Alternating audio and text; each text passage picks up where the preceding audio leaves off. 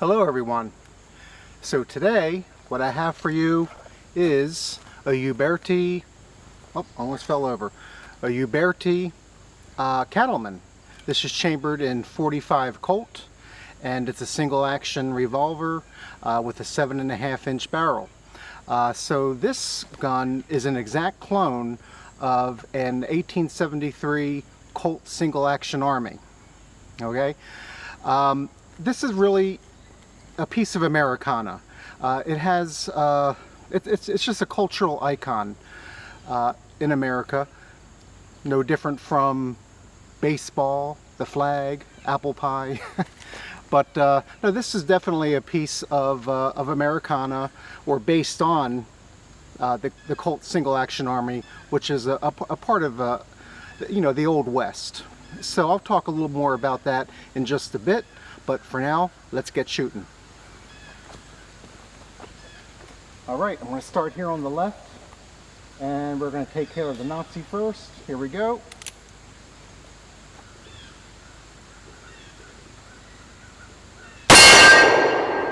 Okay, and we have a 2-liter.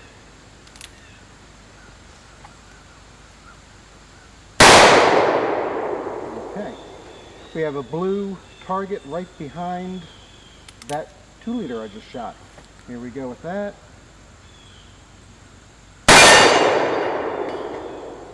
Now, well, I'll tell you about that in a second, about the point of aim. Let's go for the smaller blue target. I don't usually shoot it. That's to the left of the blue target I just shot. Let's see if I can hit it. Yes. All right. And let's see, I think I have one more shot in here, so let's get the red target right up front.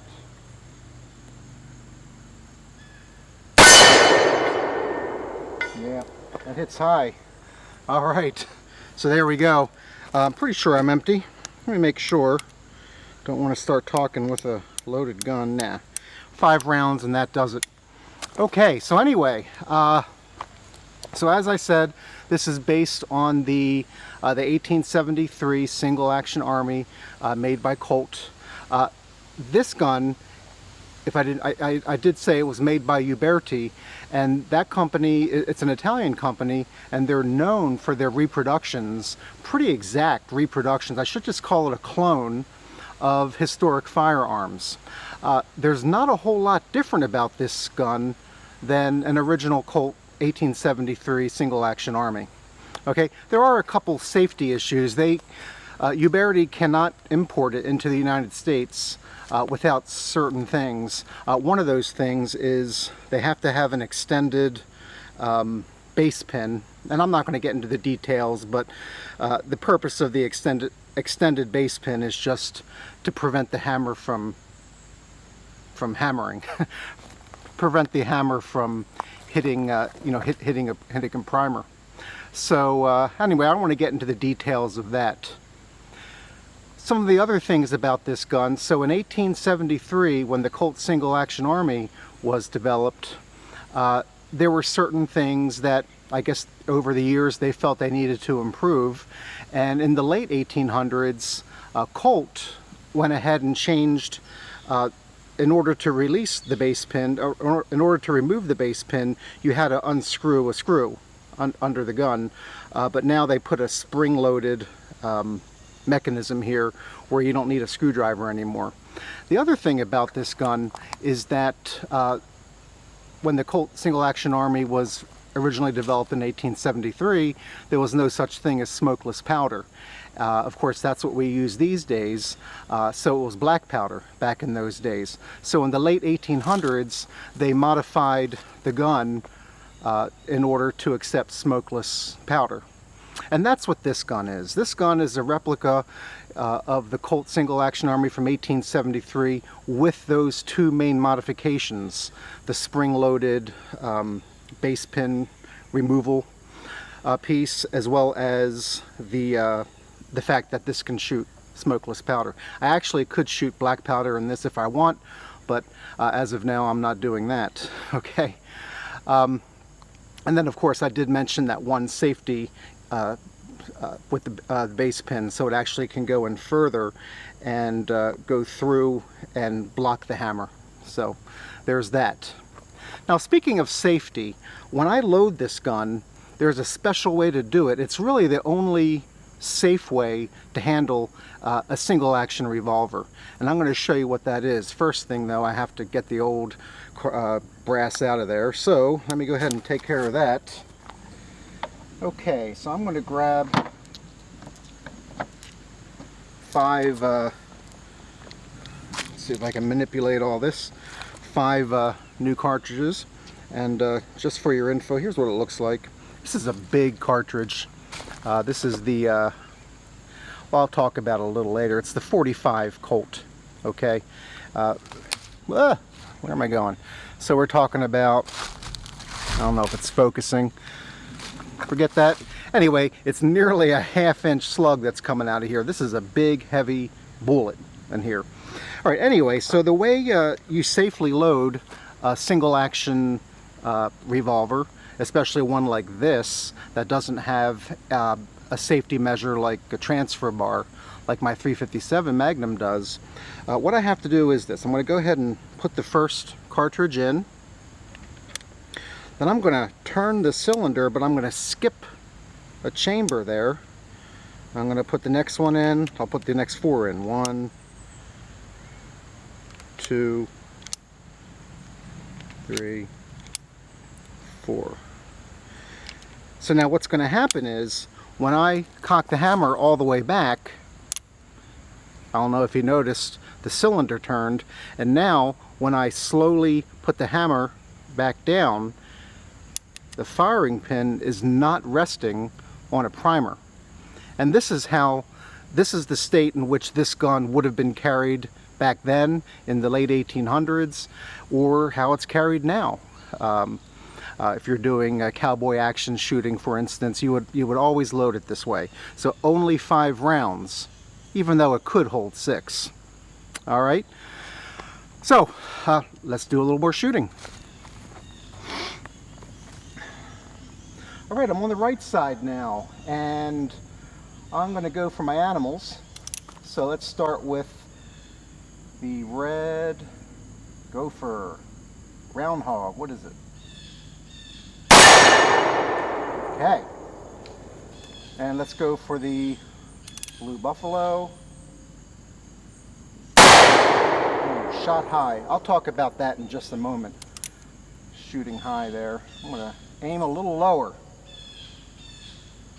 There it goes. Got a buddy that doesn't like me shooting cats, so I'll skip the cat today, just for fun. I'll skip the cat. I will go for the turkey. Have you been counting? I haven't. Let's see if I get another shot. There we go. I'm pretty sure that's it. Sasquatch. Yeah. All right, so there we go. Anyway, so what's going on here with this gun is that we have fixed sights, front and back sights, can't change it at all, can't adjust. So I have to purposely aim low in order to hit. Up close, I'm discovering that, I mean, there's a difference of about 5 to 6 inches. So maybe what I'll do in my next shot is I'll shoot the red target up front, and I'll tell you where I'm aiming, and you'll see where it actually hits. But yeah, it's gonna hit about 5-6 inches higher than what I'm aiming. But when I try to go way down with my 60-70 yard target, I have to aim even lower. So I'm still working on that. Anyway, you may have heard nicknames for the Colt single action army, such as the Peacemaker, 6-shooter. Interesting that it'd be called a 6-shooter since you generally shoot 5. But that's I'm certain that you've heard of those nicknames before. Now, when I bought this gun, I decided that there was no way I was going to get any other caliber other than 45 Colt.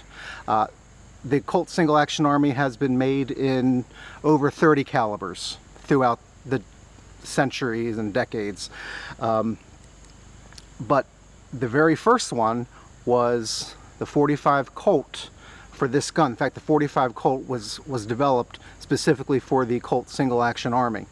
Okay, and I decided that I was going to keep it fairly traditional and get, you know, my Colt Clone was going to be that exact caliber. So that's what I got here. So as far as the round itself, I was trying to show you earlier. You could always just look up to see what it looks like on the web. I can't seem to focus it. It was one of among the first metallic cartridges. You know, before this, in the mid to early 1800s, you know, you had to load a ball and powder, you know, from the muzzle, and maybe a percussion cap on the back, or, you know, all kinds of ways that you could do it. Now, the 45 Colt wasn't the first metallic cartridge. That honor goes to Smith & Wesson with their 22 short. But it's among the earliest, and it's certainly among the earliest cartridges that's still used today on a pretty regular basis. So anyway, I'm going to go ahead and shoot again. Let me load this thing up. So what do you have to do with this? I just thought of this. The interesting thing about Colts is that the hammer has 4 different clicks. First click is what they refer to as a safety, and it's not really all that safe, but I guess it's called that because right now, if there were a cartridge under the hammer, the actual firing pin wouldn't be touching the primer at this first click. The second click is the loading click, so I can open that, and I can actually turn the cylinder so that I can load and unload. And then there's a third click and there's a fourth click. Third click is for the bolt that goes up, and the fourth click is you know, full cock, and that will enable you to fire it. So anyway, let's take it to half cock, and I'm going to go ahead and empty this.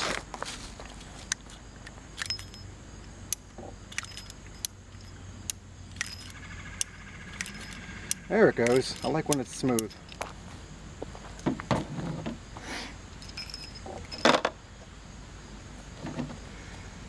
Alright, and let's see.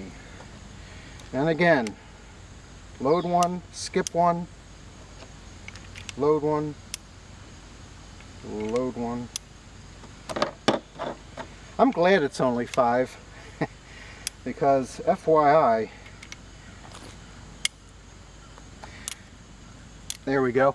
These cartridges, every shot I take is $1.25. So this is probably going to be my last 5 right here. But I'm really enjoying this gun. The feel of it is a lot like a 357 Magnum, if you've ever shot that. We got a very heavy bullet, however, whereas 357 Magnum might be, it's definitely not as large, and it might be just a little lighter. But yeah, it's a really nice feeling gun. I wish that I could have better sights on here. I know you can do things, you can get the front sight built up a little bit, which is probably what I need. But for now, I'm just trying to compensate and aim a little lower. Tell you what, like I said earlier, so this red target right up front, my first shot, I'm going to go ahead and aim exactly at the bottom. Exactly at the bottom, right at 6 o'clock of the target, and you'll see where it hits. I already shot it once, and there's a mark near the top of the target. I hope you can see that in the video. But anyway, I'm going to go ahead and take this first shot, and then we'll see where it hits. Okay, and I'll two-hand this just for the best accuracy possible, right at the bottom center.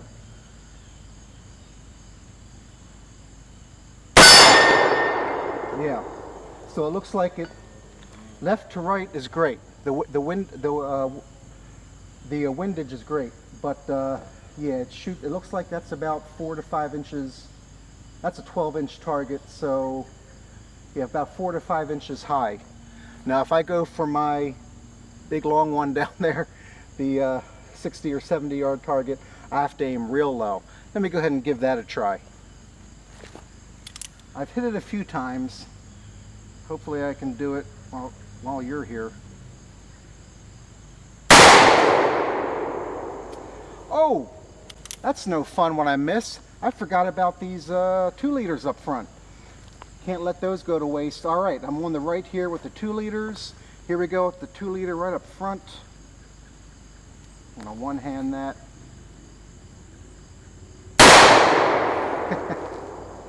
All right. Okay, and the other 2 liter.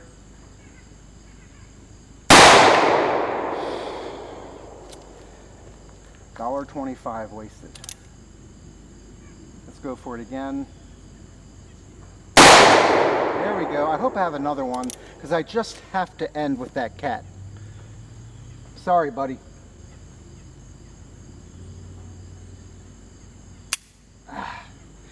Did you notice how I did not flinch?